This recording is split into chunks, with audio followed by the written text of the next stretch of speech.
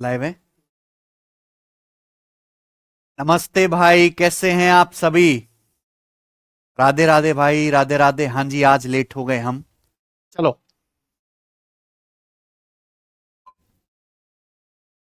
नमस्ते भाई, कैसे हैं। हम लोग रेलवे एग्जाम्स की तैयारी कर रहे हैं। मैंने आपको पूरा परसेंटेज पढ़ा दिया है, मैंने आपको पूरा रेशियो पढ़ा दिया है।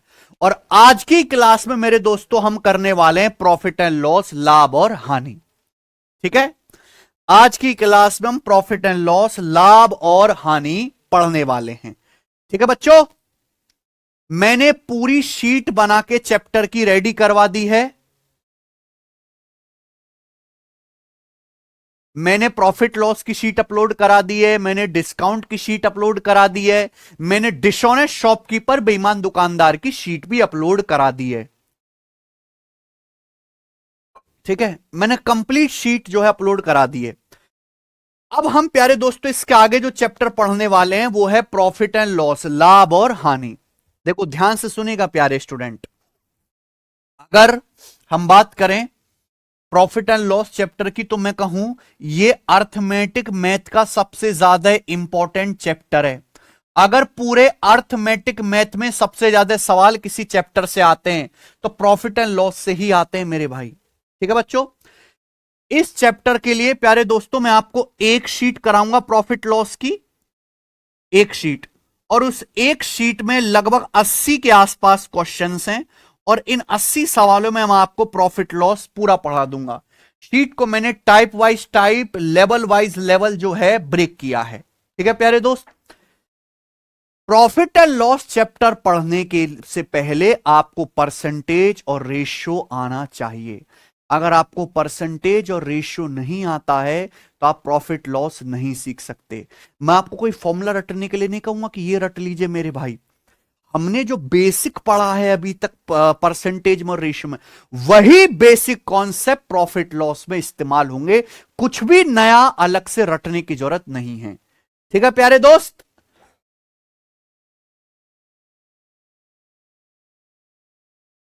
ठीक है।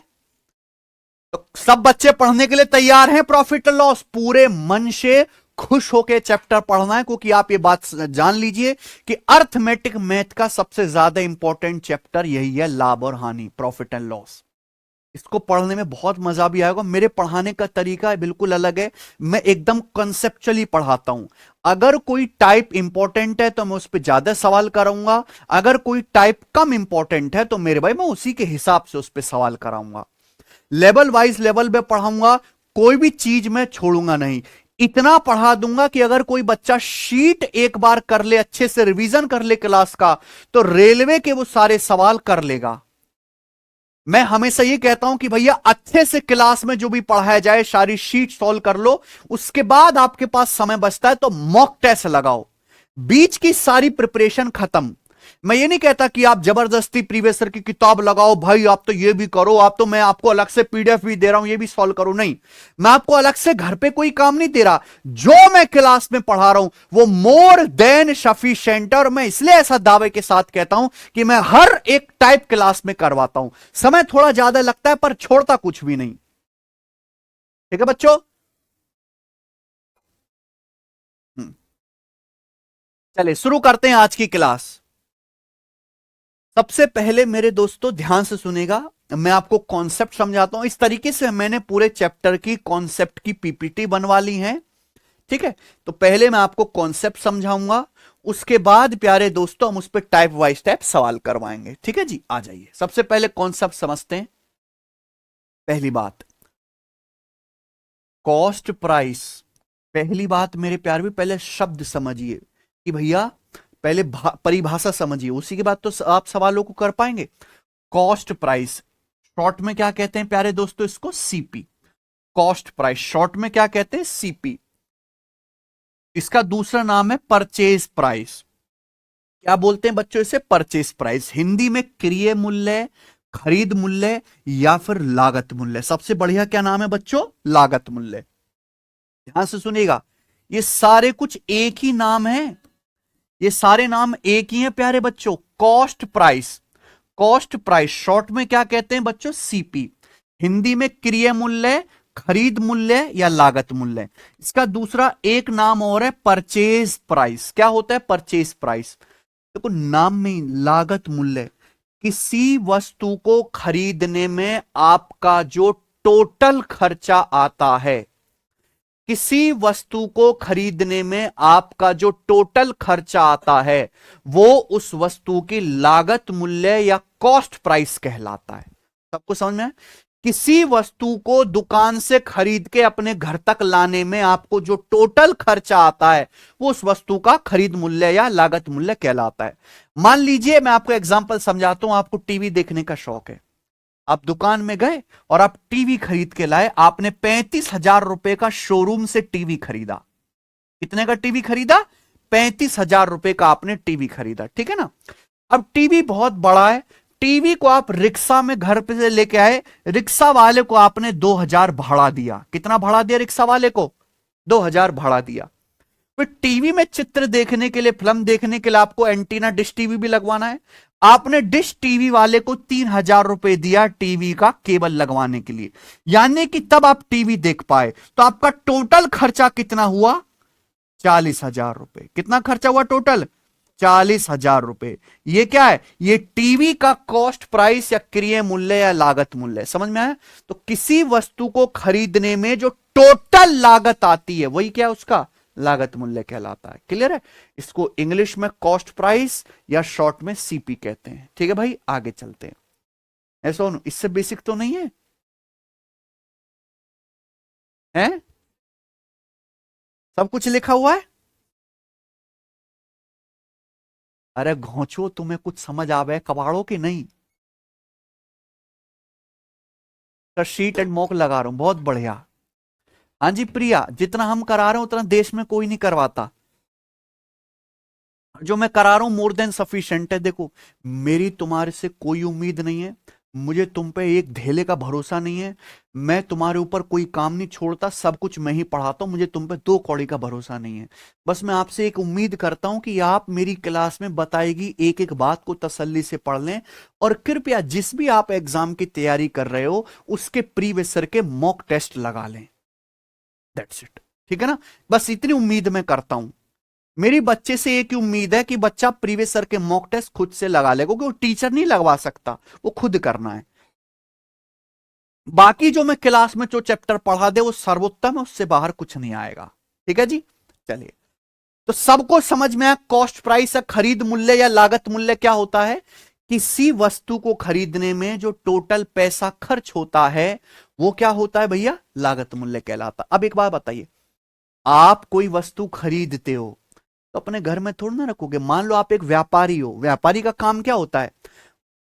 चाइना से सस्ती वस्तु खरीदना और भारत में लाके बेचना। तो आप किसी वस्तु को जिस दाम में बेचते हो, आप किसी वस्तु को जिस दाम में बेचते हो वो क्या कहलाता है? उस वस्तु का सेलिंग प्राइस।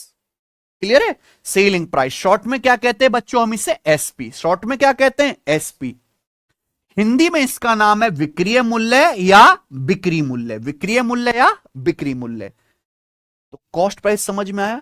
एक वस्तु को खरीदने में कुल आया खर्चा या लागत क्या कहलाता है? कॉस्ट प्राइस कहलाता है। आप किसी वस्तु को किस दाम में बेचते हो वो क्या कहलाता है? उस वस्तु का सेलिंग प्राइस कहलाता है। क्लियर है? मुझे लगता है सबको मेरी बात समझ में आ गई है। अब आगे समझिए। अगर आप एक व्यापारी हो, किसी वस्तु को खरीद के बेचोगे तो आपको फायदा भी हो सकता है, नुकसान भी हो सकता है। समझ में है ना? फायदा कब होगा, नुकसान कब होगा? ध्यान से सुनेगा मेरे भाई, सब बच्चे ध्यान से सुनेगा, सारे कॉन्सेप्ट यहां पे लिखे हुए हैं।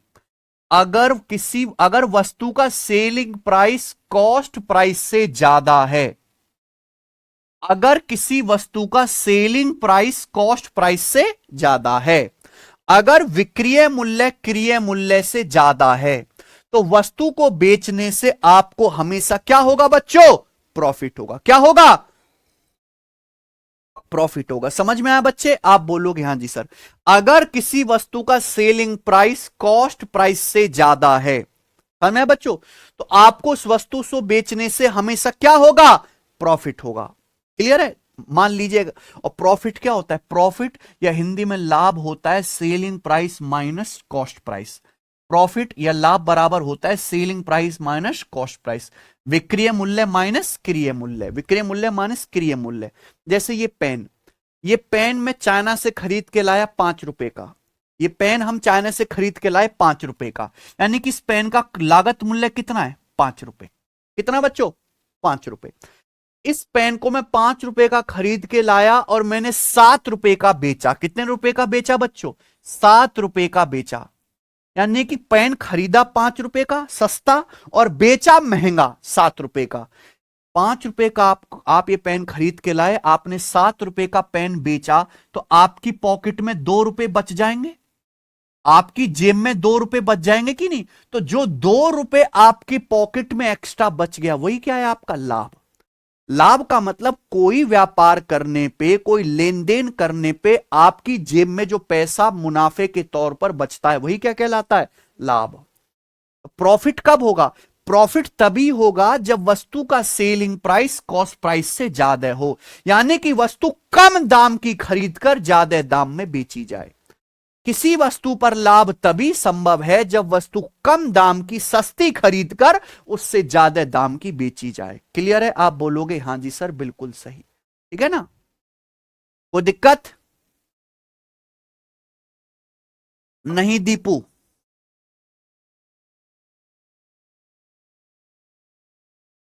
आगे चले नेक्स्ट, अगला कॉन्सेप्ट। भैया अगर किसी वस्तु को आप इसके क्रय मूल्य से कम दाम पे बेचते हो, अगर वस्तु का सेलिंग प्राइस कॉस्ट प्राइस से कम है, अगर किसी वस्तु का सेलिंग प्राइस कॉस्ट प्राइस से कम है, यानी कि किसी वस्तु को उसकी लागत मूल्य से कम दाम में बेचा जाता है, वस्तु महंगी खरीदी गई लेकिन आपने उससे सस्ती बेची, तो आपको क्या होगा नुकसान होगा। क्या हो जाएगा बेटा लॉस होगा। लॉस या हिंदी में क्या क्या कहते हैं हानि। लॉस क्या होता है cost price minus selling price. Loss क्या होता है बच्चों cost price minus selling price. Example के लिए मान लीजिए मैं ये पेन खरीद के लाया 5 रुपए का, मैं ये पेन खरीद के लाया मेरे दोस्तों संघाई से 5 रुपए का, और मैंने ये पेन 4 रुपए का बेचा। तो मैं खरीद के तो 5 रुपए का लाया था, कॉस्ट प्राइस कितना था 5 रुपए, लेकिन मैंने पेन बेचा कितने का कुल 4 रुपए का, यानी कि पेन खरीदा महंगा था बेचा सस्ते में, तो मुझे क्या हो जाएगा 1 रुपए का नुकसान। खरीदा 5 रुपए का था बेचा 4 रुपए का, 1 रुपया मेरी जेब से चला गया, तो यानी कि मुझे 1 रुपए का क्या हो गया प्यारे दोस्तों लॉस हो गया। क्लियर है। तो लॉस कब होगा, लॉस तब होगा जब वस्तु का बिक्री मूल्य क्रय मूल्य से कम हो। लाभ कब होगा जब बिक्री मूल्य क्रय मूल्य से ज्यादा हो, ठीक है ना।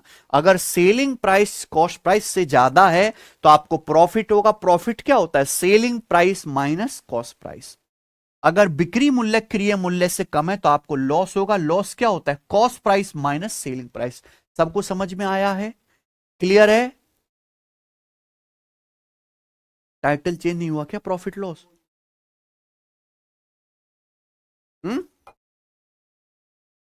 ठीक है बच्चों, ये प्रॉफिट एंड लॉस चैप्टर पढ़ रहे हैं हम, प्रॉफिट एंड लॉस लाभ और हानि। क्लियर है, आगे चलते हैं प्यारे दोस्तों।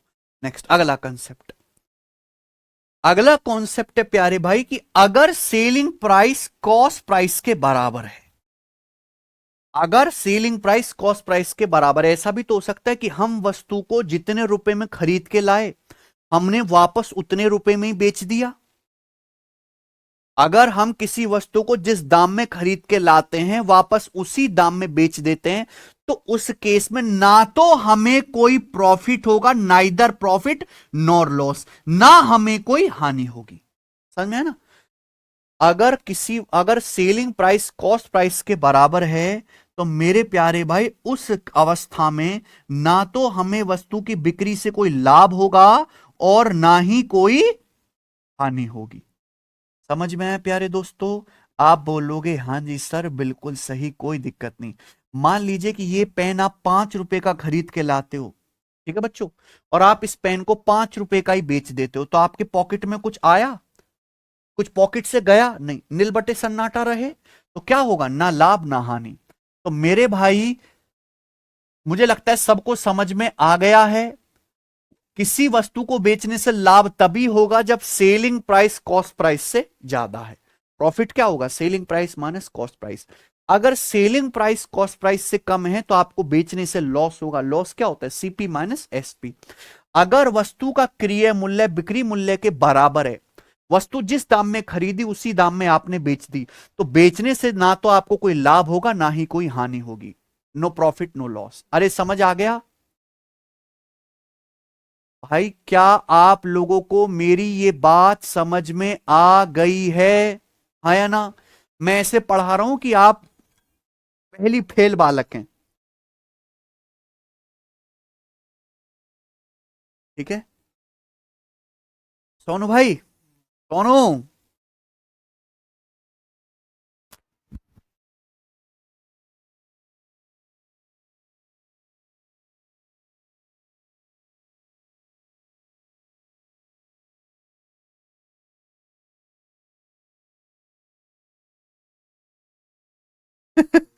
ठीक है, सब कुछ समझ में आ गई है? अब ध्यान से सुनेगा मेरे भाई। आप अगर ये कहने लगो कि मैं ये पेन चाइना से 5 रुपए का खरीद के लाया हूं और 7 रुपए का बेचता हूं, तो मार्केट में जितने विरोधी चोट्टा लोग हैं सब लोगों को पता लग जाएगा, सबकी नजर गंदी नजर लग जाएगी ना। तो हम क्या प्रॉफिट और लॉस को रुपया की बजाय परसेंटेज में बताते हैं। समझ में आया? इसमें बताते हैं परसेंटेज में। क्लियर है? तो अब आगे का कॉन्सेप्ट जानेंगे कि प्रॉफिट परसेंटेज और लॉस परसेंटेज क्या होता है, कैसे निकालते हैं। समझ में आया बच्चों? आप बोलोगे हाँ जी सर। देखिए, प्रॉफिट परसेंटेज हिंदी में कहेंगे प्यारे दोस्तों लाभ प्रतिशत। प्रॉफिट परसेंटेज हिंदी में क्या कहेंगे इसको, लाभ प्रतिशत। प्रॉफिट परसेंटेज या लाभ प्रतिशत का क्या मतलब है? प्रॉफिट परसेंटेज का मतलब है वस्तु का सेलिंग प्राइस उसके कॉस्ट प्राइस से कितने प्रतिशत अधिक है। किसी वस्तु को उसके क्रय मूल्य से जितने परसेंट अधिक दाम पर बेचा गया है, वही क्या कहलाता है, वस्तु पर होने वाला प्रॉफिट परसेंटेज कहलाता है। लिख लीजिए अपनी कॉपी में, किसी वस्तु को उसके कॉस्ट प्राइस से जितने परसेंट अधिक दाम पर बेचा गया है, वही उस वस्तु का प्रॉफिट परसेंटेज कहलाता है। लोग क्या कहते हैं कि पहले फॉर्मूला रटवाते हैं। फॉर्मूला नहीं, पहले परिभाषा आती है। किसी वस्तु को उसके क्रय मूल्य से कितने प्रतिशत अधिक दाम पर बेचा गया है, वो क्या कहलाता है, वस्तु का प्रॉफिट परसेंटेज। परसेंटेज कम या ज्यादा मैंने परसेंटेज चैप्टर में निकालना सिखा दिया ना। चाहे प्रॉफिट परसेंटेज हो चाहे लॉस परसेंटेज हो, हमेशा क्रय मूल्य को कॉस्ट प्राइस को बेस मान के निकाला जाता है। ठीक है ना? प्रॉफिट परसेंटेज या लॉस परसेंटेज हमेशा कॉस्ट प्राइस को, क्रय मूल्य को बेस मान के निकाला जाता है। समझ में आया बच्चों? आप बोलोगे हां जी सर समझ आ गया है। तो प्रॉफिट परसेंटेज क्या होता है प्यारे बच्चों? नीचे क्या आएगा, कॉस्ट प्राइस। नीचे क्या आएगा, कॉस्ट प्राइस, या हिंदी में लागत, क्रय मूल्य, लागत मूल्य। ऊपर क्या रखेंगे प्यारे बच्चों? ऊपर आप रखेंगे वस्तु को बेचने से आपको कितना प्रॉफिट हो रहा है।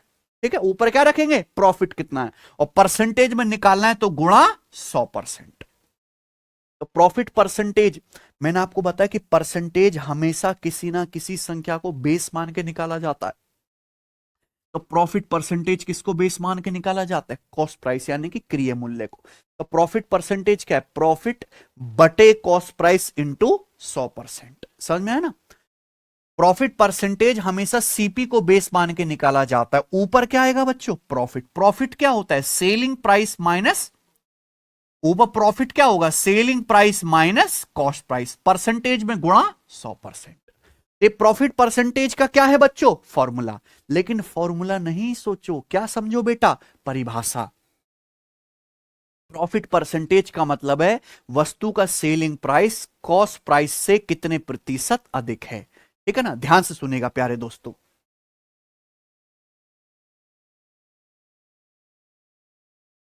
Selling price is how much percent more than cost price, it's called profit percentage.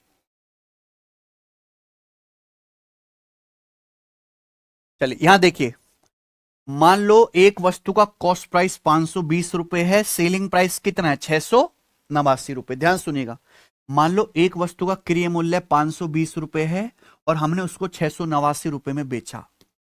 सब बच्चे ध्यान सुनेंगे, मान लो एक वस्तु का लागत मूल्य 520 रुपए, हमने उस वस्तु को कितने रुपए में बेचा? 689 रुपए में बेचा। तो इस वस्तु को बेचने से आपको कितने परसेंट का प्रॉफिट हुआ? समझ में आया ना? बताओ। एक वस्तु का लागत मूल्य 520 रुपए, हमने 689 रुपए में बेचा, तो आपको बताइए कितना लाभ हुआ? 689 में से क्या करो, 520 घटाएंगे, 689 में से 520 घटाओ, कितना आया? 169। यानी कि वस्तु पर आपको 169 का प्रॉफिट हुआ। यानी कि सेलिंग प्राइस कॉस्ट प्राइस से कितना ज्यादा है? 169 ज्यादा है। सेलिंग प्राइस कॉस्ट प्राइस से कितना रुपए ज्यादा है? 169 रुपए ज्यादा है। आपको वस्तु पर 169 रुपए का प्रॉफिट हुआ। परसेंटेज में कितना प्रॉफिट हुआ आप बताओ?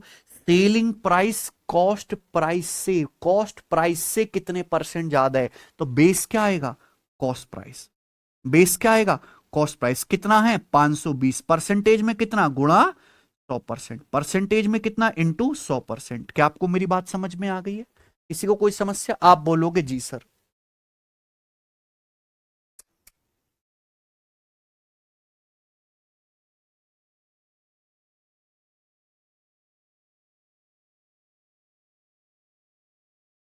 क्या समझ नहीं आया अंशुमन? क्या समझ नहीं आया अंशुमन?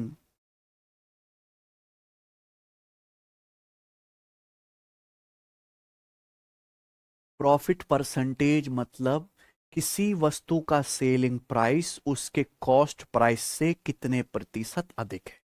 प्रॉफिट परसेंटेज या लॉस परसेंटेज हमेशा क्रिय मूल्य या लागत मूल्य को बेस मान के निकाला जाता है।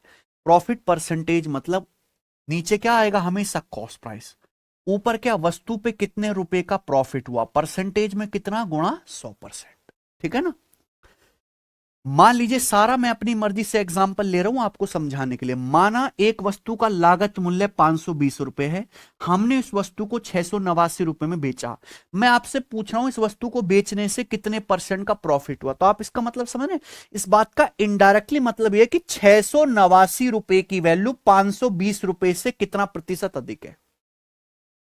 प्रॉफिट परसेंटेज का मतलब क्या है? सेलिंग प्राइस 689 रुपए 520 रुपए से कितने प्रतिशत ज्यादा है। तो 520 रुपए का सामान 689 में बेचा तो कितना प्रॉफिट हुआ? 169 का प्रॉफिट हुआ। कितने पर? 520 रुपए पर। लागत मूल्य कितना है? 520 रुपए। परसेंटेज में कितना? गुणा 100%। तो देखिए एक जीरो से एक जीरो कट जाएगा, कट जाएगा ना। फिर किससे जाएगा? 13 से। 13 से 169, 13 बार, 13 चौका 52, 2 से कट जाएगा, 2 पंजे 10 और 2 दूनी 4। तो कितना आ गया? 13 पंजे 65। 65 को 2 से भाग देंगे तो 32.5%। यानी कि आपको 32.5% का प्रॉफिट होगा। क्लियर है? क्या आपको मेरी बात समझ में आ गई है? कितना प्रॉफिट होगा? 32.5%। ठीक है ना? अगर किसी बच्चे ने परसेंटेज नहीं पढ़ा है अच्छे से तो वो ये बात भी नहीं समझेगा। क्लियर है ना? ये मैंने आपको कैलकुलेशन करके बताया, ध्यान से सुनेगा। बिल्कुल इस बात को ऐसे भी कर सकते हैं कि अगर आपको प्रॉफिट परसेंटेज निकालना है तो देखो परसेंटेज भी एक तरह का रेशियो ही तो होता है। भाई मैं आपके सामने लिखता हूं 40% और मैं इसको फ्रैक्शन में क्या लिखूंगा? 2/5। 2/5 क्या ऐसे लिखा हुआ है? रेशियो में। और 40 किस में लिखा हुआ है? परसेंटेज में। समझ में आया ना बच्चों? तो अगर आपको प्रॉफिट परसेंटेज निकालना है तो दूसरा तरीका यह है कि कॉस्ट प्राइस और सेलिंग प्राइस का क्या ले लीजिए? रेशियो ले लीजिए। क्या ले लो? रेशियो। सीपीएसपी का क्या ले लीजिए बच्चों? रेशियो। सीपीएसपी का रेशियो ले लीजिए। भाई वस्तु का लागत मूल्य कितना है? 520 रुपए। हमने वस्तु को कितने में बेचा? 689 में बेचा। बताओ ये किससे कट रहा है स्टूडेंट? 13 से। कि 52 में क्या आता है? 13। 13 से कटना चाहिए, 13 चौका 52। बताओ 13 से काटेंगे कितनी बार जाएगा? 13 पंजे 65 और 3, 13 तिया 13 से कट गया। यानी कि सीपी से एसपी का रेशियो कितना है? 40 रेशियो। यानी कि अल्टीमेटली 40 का सामान कितने में बिका? अगर 40 का सामान 53 में बिका तो कितने का प्रॉफिट हुआ? 13 का प्रॉफिट हुआ। कितने पर? 40 के सीपी पर। यानी कि प्रॉफिट कितना है? 13/40। ये किस में बच्चों? फ्रैक्शन में। 13/40 किस में? फ्रैक्शन में। परसेंटेज में क्या होगा, मैंने आपको बताया परसेंटेज चैप्टर में कि 1/40 कितना होता है, 1/40 होता है 2.5%। ये 13/40 है, तो 13/40 की परसेंटेज वैल्यू क्या होगी, 13 से गुणा। तो 13 गुणा ढाई कितना आएगा, 13 गुणा ढाई आएगा 26 और 6.5, 26 में 6.5 जोड़ेंगे 32.5%। 32.5% देखो सेम आ गया ना बच्चों, क्या आ गया आपका, प्रॉफिट आ गया, समझ में है ना। तो आप ऐसे भी कर सकते हैं और ऐसे भी कर सकते हैं, दोनों ही रास्ते आपके पास हैं। मुझे लगता है किसी बालक को कोई डाउट नहीं है, सब कुछ समझ में आ गया। आप बोलोगे हाँ जी सर। तो प्रॉफिट परसेंटेज का बेसिकली मतलब यह है कि सेलिंग प्राइस कॉस्ट प्राइस से कितने प्रतिशत अधिक है, वस्तु को उसके क्रय मूल्य से कितने प्रतिशत अधिक दाम पर बेचा गया है, यही है ना। अगर यहां 32.5% का प्रॉफिट आया है तो इसका मतलब है, ये कमेंट हटाओ, ये पढ़ते तो है नहीं। अगर प्रॉफिट 32.5% का आया है, इसका मतलब सेलिंग प्राइस जो है वो कॉस्ट प्राइस 520 से 32.5% ज्यादा है। ठीक है, मुझे लगता है हर एक बच्चे को बात अच्छी तरीके से समझ में आई होगी। आगे चलते हैं, अब हम समझेंगे लॉस प्रतिशत, लॉस परसेंटेज क्या होता है, ठीक है ना। देखो जिंदगी क्या है, लाभ हानि तो है, नफा नुकसान जिंदगी में लगा रहता है। किसी वस्तु को बेचने से प्रॉफिट भी हो सकता है, लॉस भी। प्रॉफिट हो रहा है तो हम क्या निकालेंगे, प्रॉफिट परसेंटेज। लॉस हो रहा है तो हम क्या निकालेंगे, लॉस परसेंटेज। लॉस कुछ भी नई चीज नहीं है, लॉस क्या होता है, निगेटिव प्रॉफिट। लॉस क्या होता है, निगेटिव प्रॉफिट। प्रॉफिट मतलब पॉजिटिव, लॉस मतलब निगेटिव। तो चाहे प्रॉफिट परसेंटेज हो चाहे लॉस परसेंटेज हो, हमेशा किसको बेस मान के निकाला जाता है, लागत मूल्य को, सीपी को। तो लॉस प्रतिशत हिंदी में क्या कहेंगे हम इसे, हानि प्रतिशत। तो लॉस प्रतिशत किसको बेस मान के निकाला जाएगा, कॉस्ट प्राइस को, लागत मूल्य को, सीपी को, है ना। तो लॉस प्रतिशत क्या होता है मेरे भाई, नीचे क्या आएगा, कॉस्ट प्राइस, नीचे क्या आएगा, कॉस्ट प्राइस। ऊपर क्या आएगा मेरे प्यार भी, लॉस कितना है, ऊपर क्या है, वस्तु पे लॉस कितना है। परसेंटेज में निकालना है तो गुणा 100%। तो लॉस परसेंटेज का मतलब है वस्तु पर होने वाला लॉस बटे कॉस्ट प्राइस गुणा 100%, ठीक है ना। तो लॉस परसेंटेज किसको बेस मान के निकाला जाता है, सीपी को। लॉस हालांकि होता क्या है, लॉस होता है सीपी माइनस एसपी। लॉस क्या होता है, cost price minus selling price. तो ये लॉस की जगह क्या रख देंगे, cost price minus selling price बटे सीपी आएगा, परसेंटेज में गुणा 100%, परसेंटेज में गुणा 100%, ठीक है ना। एग्जांपल से समझते हैं। मान लीजिए एक वस्तु का लागत मूल्य 375 रुपए है और आपने इस वस्तु को 240 रुपए में बेचा। 375 रुपए का सामान 240 रुपए में बिका, सस्ते में बिक रहा है। यहां अगर आप ध्यान से देखेंगे तो वस्तु की लागत मूल्य उसके बिक्री मूल्य से ज्यादा है, यानी कि वस्तु को बेचने पर क्या होगा, लॉस, ठीक है ना। तो मैं आपसे पूछ रहा हूं वस्तु को बेचने पर कितने परसेंट का लॉस होगा। ठीक है बच्चे, ध्यान सुनेगा। अगर 375 रुपए का सामान 240 रुपए में बिका, तो 375 से 240 कितना कम है, 135 कम है। तो वस्तु पे 135 रुपए का क्या हुआ बच्चों, लॉस। आप कहोगे सर आपने माइनस साइन लगाया, लॉस होता है तो मैं माइनस लगाता हूं। आप देखो प्रॉफिट हो रहा तो मैंने कौन सा साइन लगाया, प्लस का। तो प्रॉफिट होता है तो हम प्लस साइन लगाएंगे, आएगी ना बात समझ में। आप बोलोगे जी सर बिल्कुल सही। 375 का सामान 240 रुपए में बिका, 135 रुपए कम में बिका, तो 135 रुपए का क्या हुआ, आपको लॉस हुआ। कितने रुपए पर प्यारे बच्चों, कितने रुपए पर, 375 रुपए के सीपी पर, 375 रुपए के सीपी पर ही आ गया। तो बटे 375, क्लियर है। या परसेंटेज में निकालना है तो इंटू 100%, परसेंटेज में निकालना है तो गुणा 100%। मुझे लगता है समझ में आया। इससे चला जाएगा 25 चौका 100, तो 25 एकम 25 और 12, 25 पंजे 100, 15 से 135 चला जाएगा 9 बार, 15 निम्मा 135 है ना। तो क्या आ जाएगा, 9 चौक 36%। तो वस्तु को बेचने से आपको 36% क्या हो रहा है, लॉस। क्लियर है भाई।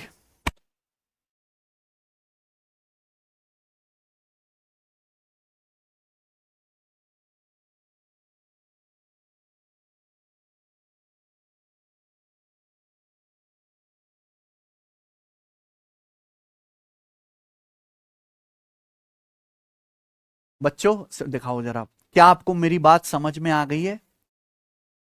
मैं आपको कतई अंगूठा छाप कबाड़ समझ के पढ़ा रहा हूं, ठीक है? यस शिविंदर जी। स्टूडेंट, क्या आपको मेरी बात समझ में आ गई? बिल्कुल, बहुत बढ़िया। तो सब बच्चे कर लेंगे प्रॉफिट परसेंटेज, लॉस परसेंटेज। बच्चों आगे चलते हैं, नेक्स्ट कॉन्सेप्ट। नेक्स्ट कॉन्सेप्ट आगे समझिएगा और बड़े प्यार से समझिएगा मेरे दोस्त, ठीक है?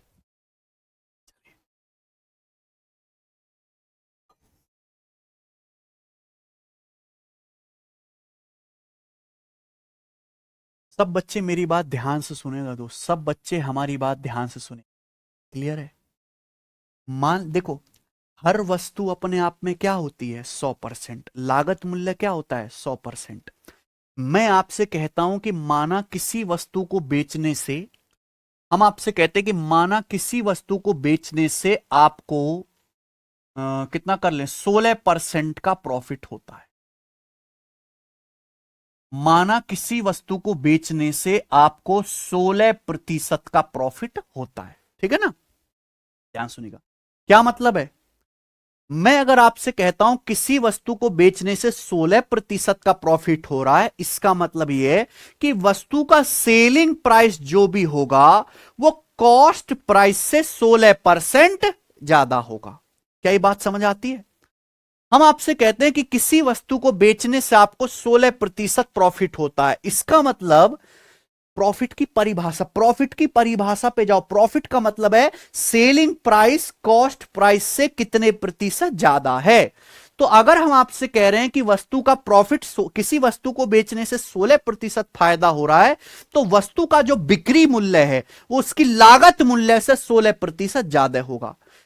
हर चीज अपने आप में क्या होती है? 100%। यानी कि अगर कॉस्ट प्राइस 100% है तो बच्चों सेलिंग प्राइस कितना होगा? फिर सेलिंग प्राइस होगा 100% से 16% ज्यादा, यानी कि 116। अगर सीपी 100% है तो मेरे दोस्तों सेलिंग प्राइस कितना होगा? 116%, ठीक है ना? या मैं ऐसे भी कह सकता हूं मेरे भाई कि अगर किसी वस्तु को बेचने से आपको 16% लाभ हो रहा है तो वस्तु का जो सेलिंग प्राइस है, सेलिंग प्राइस, वो कॉस्ट प्राइस से 16% ज्यादा होगा। कितना ज्यादा होगा? 16% ज्यादा, ठीक है ना? हर संख्या अपने आप में 100% होती है। मैंने आपके सामने लिखा कॉस्ट प्राइस। कॉस्ट प्राइस का मतलब है कॉस्ट प्राइस गुणा 1, और 1 का मतलब होता है 100%। कॉस्ट, लागत मूल्य खुद का क्या है? 100%। अगर आपको 100% पे 16% का फायदा हो रहा है, यानी कि वस्तु बिकी कितने में? वस्तु बिकी है कॉस्ट प्राइस के 116% में, यानी कि वस्तु का सेलिंग प्राइस जो होगा वो क्या होगा? कॉस्ट प्राइस का 100, वस्तु का सेलिंग प्राइस जो होगा बच्चों वो क्या होगा? कॉस्ट प्राइस का 116%। या मेरे भाई ऐसे भी कह सकते हैं 116% का क्या मतलब होता है? 116% का मतलब होता है 116/100। 116/100 का मतलब 1.16 गुना, यानी कि वस्तु का जो सेलिंग प्राइस होगा, सेलिंग प्राइस, वो कॉस्ट प्राइस का कितना होगा प्यारे बच्चों? 1 पॉइंट, कॉस्ट प्राइस का 1.16 गुना। क्या आपको मेरी बात समझ में आ गई है? मुझे लगता है ये बात आपको अच्छी तरीके से समझ में आ गई है, बिल्कुल क्लियर है ना? मैं आपसे कहता हूं कि किसी वस्तु को बेचने से आपको 41% प्रॉफिट होता है। कितना प्रॉफिट होता है बच्चों? 41%। तो फिर वस्तु का सेलिंग प्राइस क्या होगा? प्रॉफिट यानी कि पॉजिटिव। अगर किसी वस्तु को बेचने से आपको मान लीजिए 41% प्रॉफिट होता है तो वस्तु का सेलिंग प्राइस क्या होगा? सीपी क्या होता है? 100%। अगर 100% पे 41% प्रॉफिट हुआ है तो वस्तु बिकी कितने में? कॉस्ट प्राइस के 141% में, सीपी के 141% में। 141% का मतलब क्या होता है? 141/100, यानी कि 1.41 टाइम्स। तो वस्तु का जो सेलिंग प्राइस होगा वो क्या होगा? कॉस्ट प्राइस का 1.41 गुना। ये बात समझ में आती है? आप बोलोगे हां जी सर। मैं आपसे कहता हूं मेरे प्यारे दोस्तों, ध्यान से सुनेगा, हम आपसे कहते हैं किसी वस्तु को बेचने से प्यारे दोस्तों आपको 28% का लॉस होता है, तो वस्तु का सेलिंग प्राइस क्या होगा? मनमाने से लगाए ना। मैं आपसे कहता हूं किसी वस्तु को बेचने से आपको 28% की हानि होती है, इसका मतलब क्या है? वस्तु का जो सेलिंग प्राइस है कॉस्ट प्राइस से 28% कम होगा। सीपी क्या होता है? 100%। तो 100% से 28% कम करोगे, 100% में से 28% घटाओगे तो कितना आएगा? 72%। 72% की फ्रैक्शन वैल्यू क्या है? ये क्लियर है? किसी को समस्या? क्लियर है? आप बोलोगे हाँ जी सर बिल्कुल सही।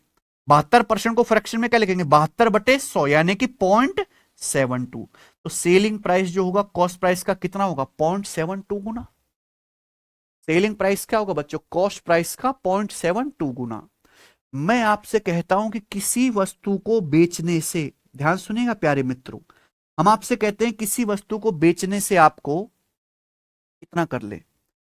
किसी वस्तु को बेचने से प्यारे दोस्तों आपको 57% का प्रॉफिट होता है।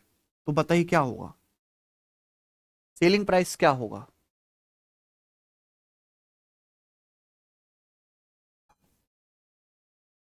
अगर सीपी 100% है, 100% पे 57% प्रॉफिट हुआ, तो सामान बिका कितने में? कॉस्ट प्राइस के 157% में।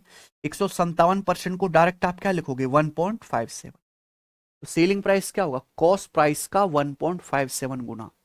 अगर किसी बच्चे को यह बात समझ में नहीं आए तो जाके परसेंटेज पढ़ो, ठीक है? मैंने परसेंटेज में आपको पढ़ाया मल्टीप्लाइंग फैक्टर। मल्टीप्लाइंग फैक्टर पढ़ा है ना, वहां से आपको ये बात समझनी है। क्लियर है?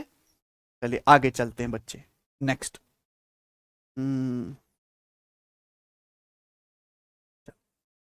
देखो यहां यहां जो डेटा है, अगर सवाल का डेटा या परसेंटेज आसान है तो ऐसे सवाल को आप 100% मान के कर सकते हो, ठीक है ना। लेकिन अगर आपको सवाल का डेटा या परसेंटेज मुश्किल दिया है तो बेस्ट क्या है कि आप हमेशा उसको फ्रैक्शन में कन्वर्ट करके करो, ठीक है बच्चे? ध्यान सुनेगा सब बच्चे, मेरी बात ध्यान से सुनेगा। मैं आपसे कहता हूं किसी वस्तु को बेचने से आपको 24% प्रॉफिट होता है। हम आपसे कहते हैं बच्चों कि किसी वस्तु को बेचने से आपको कितना प्रॉफिट होता है स्टूडेंट? 24%। कितना प्रॉफिट होता है? 24%। तो क्या मतलब है बच्चों इस बात का? अगर किसी वस्तु को बेचने से 24% प्रॉफिट होता है तो इसका मतलब यह है कि अगर वस्तु का कॉस्ट प्राइस 100% है तो सेलिंग प्राइस कितना होगा? अगर सीपी 100% है तो 100% पे आपको 24% का प्रॉफिट है, तो वस्तु का सेलिंग प्राइस कितना होगा? 124। आसान है भाई, परसेंटेज आसान है। अगर इसी को रेशियो में लिखना हो भाई कि सीपीएसपी का रेशियो क्या होगा, ध्यान सुनेगा। वस्तु को बेचने से बच्चों आपको प्रॉफिट कितना हो रहा है? 24%। मुझे बताओ 24% की फ्रैक्शन वैल्यू क्या होती है? 4%, 1/25। 4% का 6 गुना है 24%। तो 24% की फ्रैक्शन वैल्यू क्या होती है? 24% की फ्रैक्शन वैल्यू होती है 6/25। 24% की फ्रैक्शन वैल्यू 6/25। क्लियर है? 24% की फ्रैक्शन वैल्यू 6/25 है, तो ये बटे 25 क्या है? बेस। बटे 25 क्या है? बेस। और आपको पता है चाहे प्रॉफिट परसेंटेज हो चाहे लॉस परसेंटेज हो, वो हमेशा कॉस्ट प्राइस को बेस मान के निकाला जाता है। किसको? हमेशा सीपी को बेस मान के निकाला जाता है। यानी कि अगर किसी वस्तु का कॉस्ट प्राइस 25 यूनिट है, अगर किसी वस्तु का कॉस्ट प्राइस 25 यूनिट है, ध्यान सुनिएगा, अगर किसी वस्तु का कॉस्ट प्राइस 25 यूनिट है ना, अगर किसी वस्तु का लागत मूल्य 25 यूनिट है तो 25 का 24% ही 6 के बराबर होता है। 25 का 24% ही 6 के बराबर होता है। 25 का 24% बताओ क्या आएगा? 25 का 24% आएगा बेटा 6। 25 गुणा 24 600%। 600% यानी कि 6। अगर किसी वस्तु का कॉस्ट प्राइस 25 यूनिट है तो आपको प्रॉफिट कितना है? 24%। तो 25 का 24% ही 6 के बराबर है, यानी कि उस वस्तु पे प्रॉफिट कितना है? 6 यूनिट। वस्तु पे प्रॉफिट कितना है बच्चों? 6 यूनिट। क्लियर है आपको मेरी बात समझ में आई? अगर वस्तु का सीपी 25 है तो 25 पे आपको कितना प्रॉफिट हो रहा है? 24%। 25 का मतलब गुणा 25 का 24% ही 6 के बराबर है, जो ऊपर लिखा होता है। यानी कि वस्तु का अगर सीपी 25 है तो 25 पे 6 का प्रॉफिट हुआ। अगर वस्तु का लागत मूल्य 25 है तो आपको उस पे 6 का प्रॉफिट हुआ, तो वस्तु का सेलिंग प्राइस कितना होगा? 25 प्लस 6 31। यानी कि सीपी से एसपी का रेशियो कितना आएगा? सीपी से एसपी का रेशियो आएगा 25:31। सीपी से एसपी का रेशियो कितना आएगा? 25 रेशियो, सीपी से एसपी का रेशियो 25:31। ये किस में लिखा हुआ है मेरे दोस्तों? परसेंटेज में। और ये किस में लिखा हुआ है मेरे प्यारे दोस्तों? रेशियो में। क्लियर है ना? अगर आप देखोगे ना, अगर किसी वस्तु पर बेचने से 24% प्रॉफिट हो रहा है, सीपी 100%, सेलिंग प्राइस 124%, 4 से काटोगे 100 कितनी बार कट जाएगा? 4 से 124 कितनी बार कट जाएगा? तो देखो 25:31 ही आ जाएगा रेशियो लेने पर। 25:31 ही आ जाएगा कि नहीं? आप बोलोगे हाँ जी सर। तो मैं कहना चाह रहा हूं कि अगर सवाल का डेटा आसान है तो सवाल को परसेंटेज में भी सॉल्व कर सकते हो और रेशियो में भी सॉल्व कर सकते हो। सवाल को परसेंटेज में भी सॉल्व कर सकते हो और रेशियो में भी सॉल्व कर सकते हो। सबको मेरी बात समझ में आ गई है? आप बोलोगे हाँ जी सर बिल्कुल सही। एक और एग्जांपल ले लेता हूं। लेकिन मान लीजिए प्यारे दोस्तों कोई सवाल ऐसा आ जाता है, किसी वस्तु को बेचने से आपको 28.56% का प्रॉफिट होता है। कितना प्रॉफिट है? 28.56%। किसी वस्तु को बेचने से आपको कितना प्रॉफिट होता है? 28.56%। तो ये बेटा ऐसी परसेंटेज है इसको 100% मान के करोगे तो कैलकुलेशन बहुत बढ़ जाएगी, लेकिन इसकी फ्रैक्शन बहुत आसानी से बन जाएगी। तो फिर इस सवाल को हम कैसे करेंगे अगर ऐसा कुछ आएगा फ्रैक्शन में? 28.56% की फ्रैक्शन वैल्यू क्या होती है? मैंने आपको बताया 14.28% 1/7। तो 28.56% की फ्रैक्शन वैल्यू क्या आ जाएगी? 28.56% की फ्रैक्शन वैल्यू आ जाएगी 2/7। 2/7। यानी कि मैं कह सकता हूं, यहां मैं लिख रहा हूं सीपी, यहां क्या लिख रहा हूं बच्चों? एसपी। यहां सीपी, यहां एसपी। अगर किसी वस्तु का कॉस्ट प्राइस, ये नीचे क्या होता है बेटा? बेस। बेस क्या होता है हमेशा? सीपी। अगर किसी वस्तु का कॉस्ट प्राइस 7 यूनिट है तो 7 का 28.56% ही 2 यूनिट के बराबर है। यानी कि उस वस्तु में प्रॉफिट कितने का है? 2 यूनिट का प्रॉफिट है। समझ में आया? 7 का 28.56% ही 2 के बराबर होता है। यानी कि अगर वस्तु का कॉस्ट प्राइस 7 यूनिट है तो आपको इस पे 2 यूनिट का प्रॉफिट होगा, तो सेलिंग प्राइस कितना आएगा? 9। तो सीपी से एसपी का रेशियो क्या आ जाएगा? 7:9। सीपी से एसपी का रेशियो कितना आ जाएगा? 7:9। तो यहां आपकी कैलकुलेशन रेशियो में ही आसान होगी। हम आपको यही समझाना चाहते हैं कि अगर डेटा आसान है तो सवाल 100% में भी सॉल्व कर सकते हो और रेशियो से भी। लेकिन अगर मुश्किल है तो पहले उसको फ्रैक्शन में बदलिए और रेशियो में ही आपको सॉल्व करना है। क्या हमारी बात समझ में आ गई है? बताओ है बच्चों, किसी बालक को कोई डाउट यहां तक? ठीक है ना? आगे चले। बताओ एक एक चीज क्लियर हो रही है कि नहीं? मैंने कोई रटने के लिए कहा कि रट लेना, सब कुछ कॉन्सेप्ट से समझना है। आगे मैं आपसे कहता हूं, मान लीजिए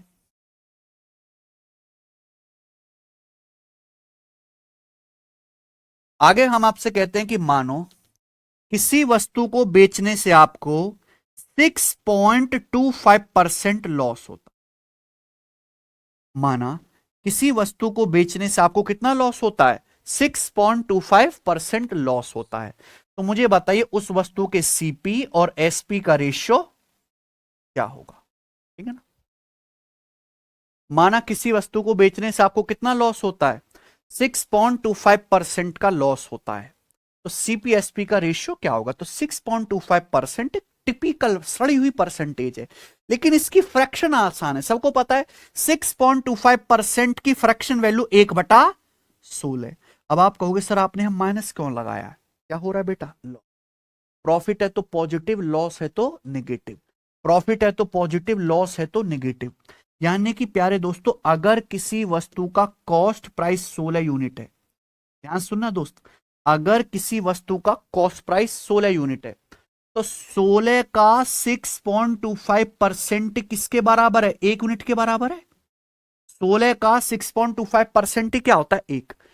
16 का 6.25% 1 होता है, समझ में आया ना। यानी कि अगर वस्तु का कॉस्ट प्राइस लागत मूल्य 16 है तो वस्तु को बेचने से आपको 1 का लॉस होगा। तो वस्तु बिकेगी कितने में, 16 पे 1 का लॉस होगा, वस्तु बिकेगी 15 में। यानी कि सीपी से एसपी का रेशियो कितना होगा, 16:15। क्या आएगा, 16:15, ठीक है ना। अगर आपको मेरी ये बात समझ में आ गई है तो कमेंट में यस लिख दी।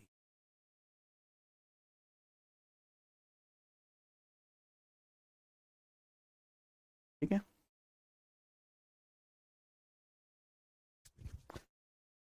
तो पूरी तरीके से कॉन्सेप्ट आपका क्लियर हो गया कि डेटा आसान तो 100% मान के भी कर सकते हो, मुश्किल है तो आपको रेशियो में बदल लेना है, ठीक है ना। आगे चलते, चलो बच्चों, मैंने अभी समझाया, मैं दोबारा से पूछ लेता हूं। यहां क्या है बच्चों, सेलिंग प्राइस। मान लिया किसी वस्तु को बेचने से आपको 37 नहीं, मान लीजिए किसी वस्तु को बेचने से आपको 39% का लॉस होता है, तो बताओ सेलिंग प्राइस क्या होगा। मान लीजिए किसी वस्तु को बेचने से आपको 39% लॉस होता है, तो सेलिंग प्राइस क्या होता है बच्चों, सीपी क्या होता है, 100%। अगर 100% पे 39% लॉस होगा तो सामान बिकेगा कितने में, 100 में से 39 घटाइए 61% में, सामान कॉस्ट प्राइस के 61% में बिकेगा कि नहीं बिकेगा, ठीक है ना। चलिए, लेकिन मैं आपसे कहूं कि किसी वस्तु को बेचने से, किसी वस्तु को बेचने से मेरे प्यारे भाई आपको कितना कर लें, किसी वस्तु को बेचने से मेरे प्यारे भाई आपको 16.66% का प्रॉफिट होता है। किसी वस्तु को बेचने से आपको 16.66% का प्रॉफिट होता है, तो बताओ वस्तु का सेलिंग प्राइस क्या होगा। समझ में आया ना बच्चों, किसी वस्तु को बेचने से आपको 16.66% का प्रॉफिट होता है, सेलिंग प्राइस क्या होगा। ये एक आसान परसेंटेज थी, मैंने 100% पे कैलकुलेशन कर ली। ये एक मुश्किल परसेंटेज है, तो इसको किस में कन्वर्ट करोगे, फ्रैक्शन में। 16.66% की फ्रैक्शन वैल्यू क्या होती है, 1/16.66% की फ्रैक्शन वैल्यू क्या होती है, 1/6। वस्तु को बेचने पे आपको कितना प्रॉफिट हो रहा है, 16.66%, इसकी फ्रैक्शन वैल्यू क्या होती है, 1/6। देखो, हर वस्तु खुद का 1 गुना होती है। कॉस्ट प्राइस क्या है, कॉस्ट प्राइस मतलब कॉस्ट प्राइस का 1 गुना। अगर वस्तु को बेचने पे आपको 1/6 का प्रॉफिट हो रहा है, तो वस्तु का सेलिंग प्राइस क्या होगा, वस्तु का सेलिंग प्राइस होगा कॉस्ट प्राइस का 1 + 1/6, यानी कि कॉस्ट प्राइस का 7/6 गुना। तो वस्तु का जो सेलिंग प्राइस होगा प्यारे बच्चों, डायरेक्ट क्या लिखोगे आप, कॉस्ट प्राइस का 7/6 गुना, कॉस्ट प्राइस का 7/6 गुना। समझ में आया ना। आप बोलोगे हाँ जी सर बिल्कुल सही, क्लियर है। रेशियो लिखोगे सीपी से एसपी का रेशियो, तो क्या आ जाएगा, 6:7 आ जाएगा सीपी से एसपी का रेशियो, सबको पता ही है, ठीक है ना। आगे चलते हैं। मान लीजिए किसी वस्तु को बेचने से आपको, किसी वस्तु को बेचने से आपको मान लीजिए क्या कर लें भाई, 11.11% का लॉस होता है। कितना, 11.11%। तो आप बताओ वस्तु का सेलिंग प्राइस क्या होगा। मान लीजिए किसी वस्तु को बेचने से आपको 11.11% का क्या होता है, लॉस होता है, तो उस वस्तु का सेलिंग प्राइस क्या होगा। मैं आपको पहले ही बता रहा हूं कि अगर आपने परसेंटेज अच्छे से नहीं पढ़ा है तो इस चैप्टर को भी बिल्कुल ना पढ़ें, छोड़ दें। जैसे आपने परसेंटेज को इग्नोर किया वैसे ये भी इग्नोर कर दो, पूरा अर्थमेटिक इग्नोर कर दो। प्रॉफिट लॉस पढ़ने के लिए परसेंटेज बहुत अच्छे से आना चाहिए। परसेंटेज की मैंने 15 क्लास ली है। एक्चुअली परसेंटेज की शुरू की 4 क्लास तो मैंने केवल बेसिक समझाया है। क्या समझाया? कैलकुलेशन। वो 4 क्लास आपका तो इंटरेस्ट था नहीं पढ़ने में, सवाल करें सवाल करें। जो शुरू की परसेंटेज की 4 क्लास मैंने पढ़ाई हैं, वही अर्थमेटिक की सबसे जरूरी 4 क्लास हैं। समझ में आया ना बच्चे? लेकिन ये बच्चे को समझाए कौन?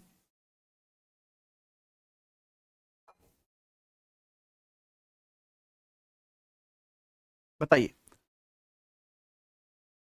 अगर किसी वस्तु को बेचने से आपको 11.11% लॉस होता है, तो उस वस्तु का सेलिंग प्राइस क्या होगा? उस वस्तु का सेलिंग प्राइस कॉस्ट प्राइस का कितने गुना होगा? तो पहली बात तो आप ये बताओ, 11.11% की फ्रैक्शन वैल्यू क्या होती है? याद होना चाहिए। परसेंटेज में पढ़ा दिया, अब यहां तो दोबारा से पढ़ाएंगे नहीं। 11.11% की फ्रैक्शन वैल्यू होती है 1/9। 11.11% की फ्रैक्शन वैल्यू 1/9। तो किस वस्तु को बेचने से आपको कितना लॉस हो रहा है? 1/9। देखो, अगर डेटा आसान है तो 100%, और डेटा मुश्किल है तो 100% या 1 एक ही बात है। यहां मैंने फ्रैक्शन में बदल लिया। 11.11% की फ्रैक्शन वैल्यू क्या होती है? 1/9। 1/9 होती है। तो यानी कि वस्तु को बेचने से आपको कितना 1/9 का लॉस होगा। तो वस्तु बिकेगी कितनी? 1 माइनस 1/9। भाई ये वस्तु का कॉस्ट प्राइस है। वस्तु पे कितना लॉस हो रहा है? 1/9। कॉस्ट प्राइस का 1/9 लॉस हो रहा है, तो वस्तु बिकेगी कितने में? यहां पे कॉस्ट प्राइस कॉमन ले लेंगे, तो 1 माइनस 1/9 कितना आ जाएगा? 8 क्या 8/9 नहीं आ गया है कि नहीं? तो क्या आप डायरेक्ट नहीं लिख सकते कि भैया हर संख्या खुद का एक गुना होती है? आपको 1 पे 1/9 का लॉस हुआ, 1 पे 1/9 का लॉस हुआ, तो बिकी कितनी? 1 माइनस 1/9 यानी कि 8/9 में।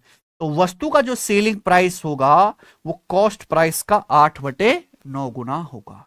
क्या आपको मेरी बात समझ में आ गई है? क्लियर है? इसकी शीट अपलोड नहीं हुई है क्या?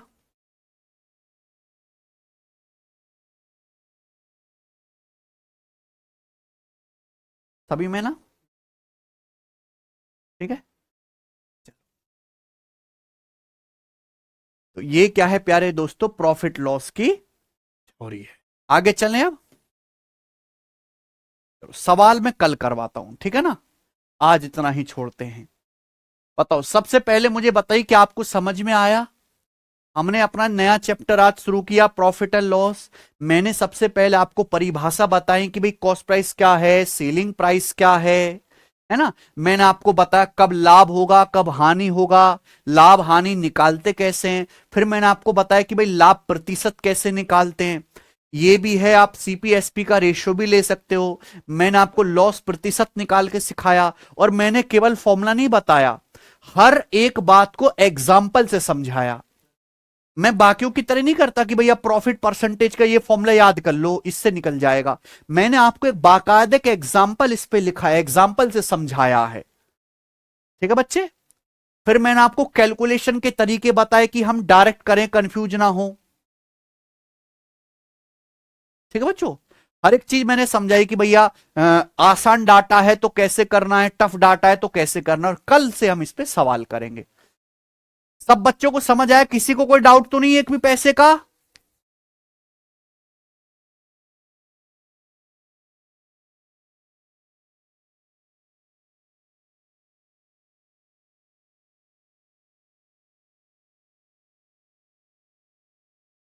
मजा आ गया?